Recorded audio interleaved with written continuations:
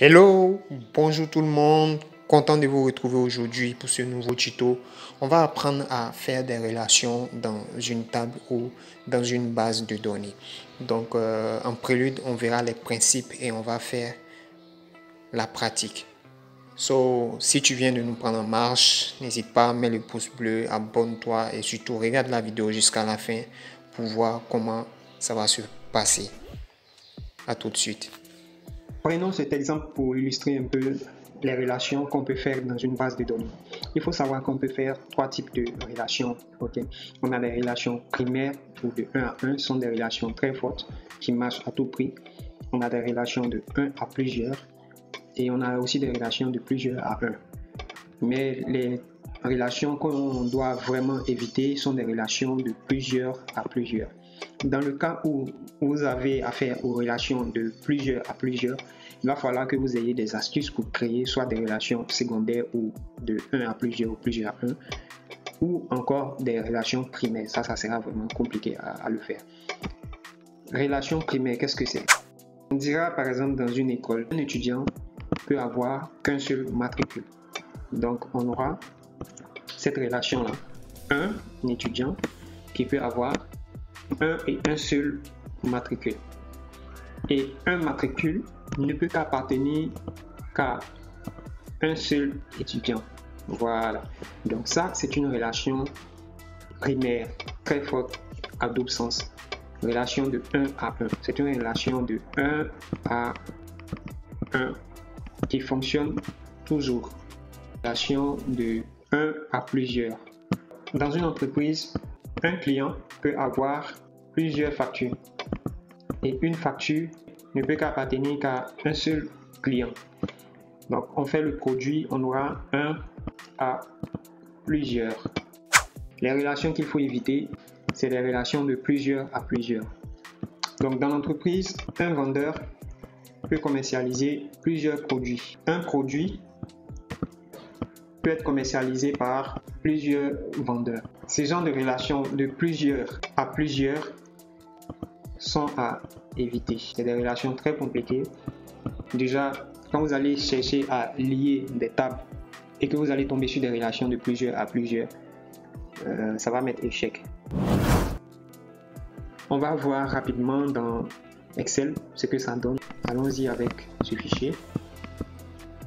Ici, on a notre fiche de vente avec les ID ici, les identifiants pour chaque vente.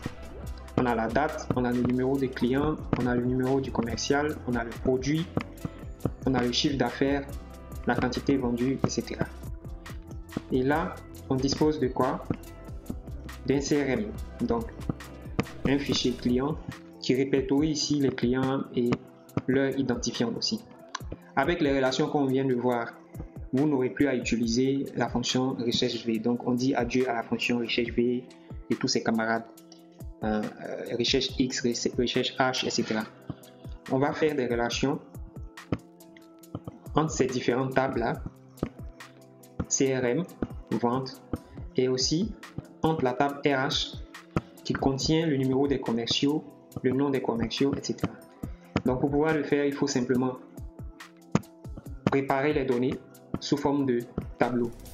Donc je vous ai appris comment le faire dans les vidéos précédentes. Si vous voulez voir, allez dans ma playlist, vous allez les voir, ou bien regardez en haut ici la vidéo pour savoir comment mettre les données sous forme de données ou bien les tableaux sous forme de tableaux. Donc, on se met dans notre tableau ici, on va faire CTRL L. Voilà, on a notre premier tableau. On va l'appeler tableau vente. Tab underscore -le 6 -le 8. Ok. Tableau vente. On vient dans notre CRM, on fait pareil, CTRL L. On va l'appeler tableau CRM et RH. Voilà, ici on a la liste des commerciaux. On va faire pareil, CTRL L, check tableau RH. Une fois que c'est fait, on va créer un tableau croisé dynamique. Donc on vient ici dans notre table ici. Ce tableau croisé dynamique là va regrouper tous les autres tableaux que nous avons fait. Vous allez voir comment ça se passe. Hein. Donc, on est là, on fait insertion, tableau croisé dynamique, nouvelle feuille et n'oubliez pas de cocher ici, ajouter les données au modèle de données.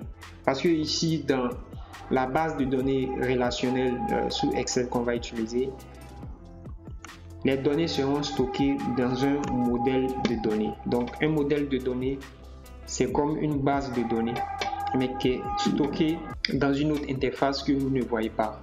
Les nouvelles versions de Excel qui nous permettent de l'avoir avec l'outil Power Pivot. Cochez ça et cliquez sur OK. Je ferai une vidéo d'ailleurs sur Power Pivot. OK. Donc, notre modèle de données est prêt. Vous voyez, on a notre tableau croisé dynamique ici. On va écrire ici TCD. Hein. TCD. Dans TCD, on clique sur tout ici et on voit toutes nos tables répertoriées ici. Toutes nos tables sont là. On a la table CRM, on a la table RH, on a la table vente. Maintenant, comment créer ces relations-là? On vient dans Analyse, on clique sur Calcul, on clique sur Relations, Nouveau. On va utiliser la première table vente et on va créer une relation entre les éléments qu'ils ont en commun. Le premier élément qu'ils ont en commun, c'est quoi? On va regarder. On a le numéro client dans la table vente. On va voir dans le CRM. On a quoi ici aussi? On a le numéro client. Donc, on crée une relation entre ces deux éléments. On clique sur OK et on laisse dérouler. Voilà, la relation a été créée. On va créer une autre relation encore. Cette fois-ci, on va prendre notre table vente. On va voir le numéro des commerciaux et on va prendre notre table RH parce qu'on sait qu'il y a les numéros des commerciaux là-bas. On va créer la relation. C'est des numéros uniques. Donc, c'est des relations primaires qui sont créées comme ça sans problème. Donc, vous voyez, on va faire ensemble une petite vérification.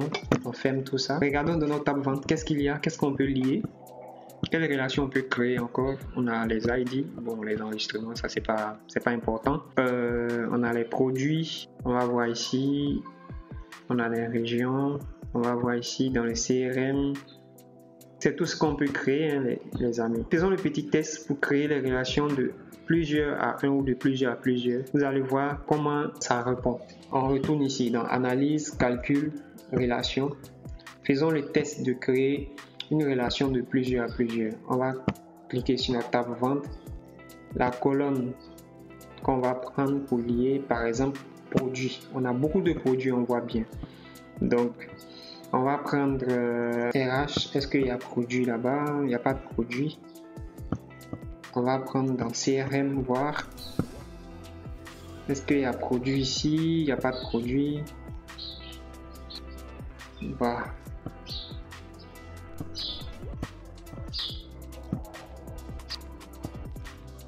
Voilà. On a essayé ça. La relation entre la table vente et la table RH avec les noms des clients, mais ça n'a pas marché. Vous voyez, on a mis désolé, on ne peut pas créer cette relation, nanani, nanana. On met OK, on annule. Donc, on va analyser les données pour voir ce que ça donne. On va pouvoir analyser le chiffre d'affaires par client. Puisque ces éléments sont liés, vous voyez, on peut mettre automatiquement le nom des clients ici. Aussi faire sortir leur ville pour savoir dans quel lieu ils ont vendu et savoir même quel type de client. Voilà. Mais bon, le type de client, c'est pas intéressant. Donc, on laisse comme ça. Voyons voir. OK. On va afficher les sous-toto. Voilà. Voilà ce que ça donne. Voilà les analyses qu'on peut faire grâce à ces liaisons-là. On peut faire sortir automatiquement les villes. Si on vient dans notre tableau de vente ici, on voit bien qu'on n'a pas de ville ici. On n'a pas de lieu de vente ici. Grâce au lien, il est allé chercher les lieux de vente dans notre CRM ici et il les a affichés là en fonction du chiffre d'affaires.